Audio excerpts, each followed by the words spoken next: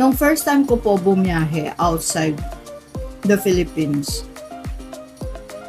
marami na po akong trip locally. Ang una kong gustong puntahan outside of the country is France. So guys, the first application na na-deny is my own visa. Okay. Sabi sa akin ng embassy, I should have traveled daw muna within Asia lang. Okay.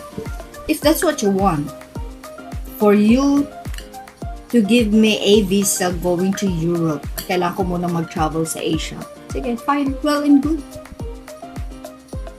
So, starting po noon, I keep traveling sa Asia. Of course, nung una, with the thought na magpatatak lang ng visa, ganon. Because I'm really aiming for France. Tatak lang po ng immigration ang after ko. Pero of course, every time I visit, I know syempre sinusulit ko, diba? Ini-enjoy ko. And then later on, I just realized I keep going back. I keep going back to these countries na gusto kong puntahan. Kasi, na-enjoy ko na po yung biyahe. It's not just about the immigration stamp na lang. It was so funny nga kasi, since it was my first trip outside the Philippines, the immigration officer actually asked me to go to the immigration office. So I had a lot of papers to fill up. Of course, we cannot blame these immigration officers kasi they are just doing their job to prevent human trafficking. Bangkok is one of the country na kilala sa prostitution. Even if prostitution is not legal in the country, it's being tolerated by the and then the immigration officer simply interviewed me like, where do I work, which company, what's the business doing. At that time, namamayagpag yung isa naming kumpanya, which is in line with the mobile phone. So that's what I mentioned to the immigration officer na, oh, I work for ganitong company. Oh, really? She said like, oh, really? So what's your newest model in the market? Blah, blah, blah, blah, blah, blah. So guys, tip number 1. It's very important to be smart. You have to be smart when you are traveling, especially international. You have to prepare all your documents, round-trip ticket, hotel, and do a lot of research where you are planning to go. Lalo na pag tourism, you declare tourism because sometimes there are officers who are asking where do you want to go there. They're just testing you if you're just going to go tourism or whatever. You have to be smart in front of these immigration officers kasi kung if they could sense na hindi nyo po alam yung ginagawa nyo or you're not sure about this trip, they're not going to let you go out. If you are very confident and you know what you're doing, they will just let you out. Okay?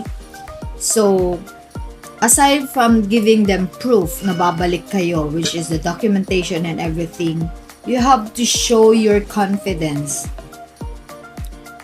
So, yung mga sagot-sagot po na ganyan sa immigration, you have to be very careful. Tip number 2. Aside from being smart, you have to research. You have to research before you leave, lalo pag DIY travel ka. So, tip number 3, at least ang i-research nyo po bago kayo umalis ng Pilipinas is how to go to your hotel from the airport. That is so important kasi it's so tedious. Yung pagdating nyo po sa airport, you will start asking people how to go here, how to go there, where is your public transportation, what do you have here. Kung dun ka pa po magre-research in order to check in to your hotel, pag nakaka-frustrate po yan. It's so draining. emotionally and mentally. Kasi pagod ka na sa biyahe and then pagdating mo dun, magugulat ka pa sa dagat na. So, you have to prepare on that. At least, pag naka-check-in ka na, medyo makakapagpahinga ka na, and then you can research every day where you wanna go. Mga relaxing vacation lang na not the whole day you're out going here and there. Ang hirap po nun. Isa pa guys na pinupuntahan ko sa Bangkok is this Chatuchak market. Yung Chatuchak market is equivalent to Divisoria sa atin, but it's more organized and mas maliit siguro siya konti. If you gonna measure from the bungad ng Divisoria up to dulo, yeah, Chatuchak, although Chatuchak is one complex and that's it. Ang Divisoria kasi, you have to go street by street and all of that. Anyway, so sa Chatuchak, once you enter the gate, kasi it is a gated market, pero ang luwag-luwag talaga. Classified sila yung like, dito mga damit, dito souvenirs, bags, and then etc. And then pagkain sa likod at saka dito sa harap along the street may food, so may mga food vendors doon. So isang pinupuntahan ko doon sa Chatuchak market, lalo na sa morning, because I breakfast there, is the food doon talaga. I go to the dulo muna sa likod before I buy. So I have to eat first and then I'm going to go around to burn what I ate. And ang una kong sinasadya doon is the grilled prawns. 5 prawns na ganyang kalalaki siguro pag wala ng balat. It only costs 200 baht lately. Dati 100 baht lang yun. Pero syempre tumaas na rin siguro. 150 to 200 baht. And then there is sausawan like fresh garlic, ginger, palm sugar kasi matamis-tamis, and then they have put patis and then chili kaya medyo maanghang, and then they have this dayak. It's so good. Tapos yung shrimp po nila, it's so fresh.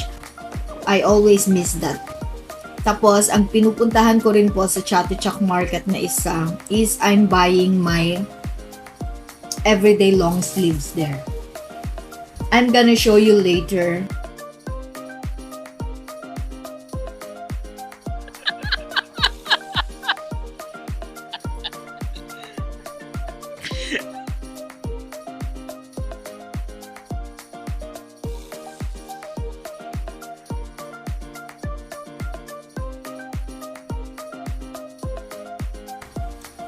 Anyway, malapit na po akong matapos dito.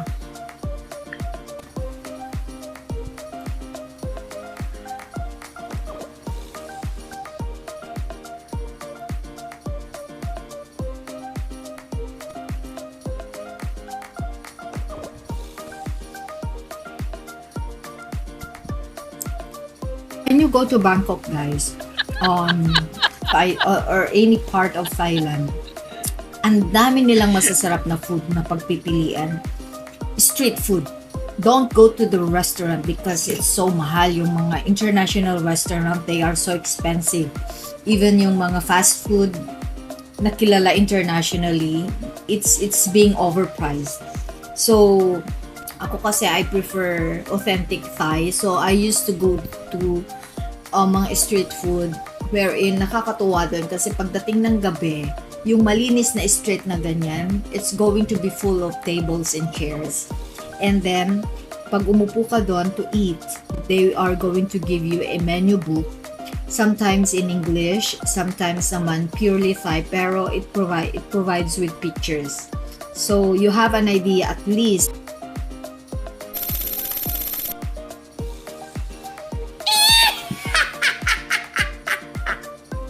So guys, after that sticky collagen, sticky, that's normal. You have to enjoy a cup of coffee. Sarap-sarap. When I'm traveling, coffee is one of my favorite thing to buy. Kasi mahilig po talaga ako sa coffee. So I have lots of coffee here. I use this one. It's a UCC coffee for brewing. Okay, so that is one. And then I also use this variety, which is Cafe Lipa. It's also Barako, and you're gonna brew it. So I have a coffee brewer. And I also use this one, Ili's Coffee Espresso. Eto, pag medyo matapang ang gusto mo, you have to use this.